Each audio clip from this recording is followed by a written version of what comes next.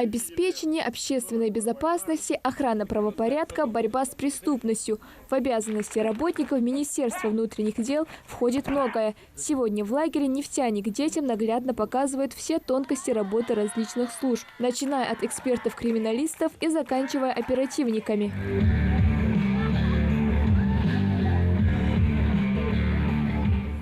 Далее самая интересная и запоминающаяся часть встречи – демонстрация навыков служебной собаки. Сотрудники кинологической службы МВД показывают ребятам, как их четвероногий напарник по кличке Рекс запросто выполняет команды.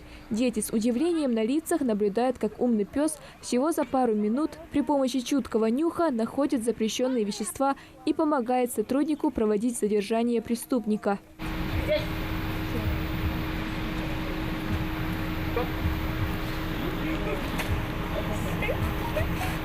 Ранее юноармейцы даже не задумывались о том, какая профессия их больше привлекает. Теперь же, благодаря полученным эмоциям, некоторые уже определились. Очень хотела бы приучить собаку,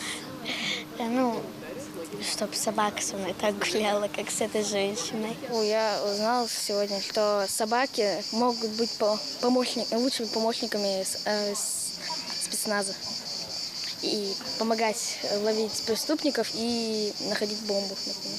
А вот Магомед Гулиев стать кинологом мечтает давно. С собаками он ладит еще с малых лет. Да и бороться с преступностью намного легче, когда рядом с тобой верный четвероногий. Поисковая собака – это, конечно, хорошо очень, потому что в любой момент она может помочь, особенно овчарка. Она ищет все, она знает все команды. А есть разные овчарки, и военные, и взрывчатки, которые взрывчатки.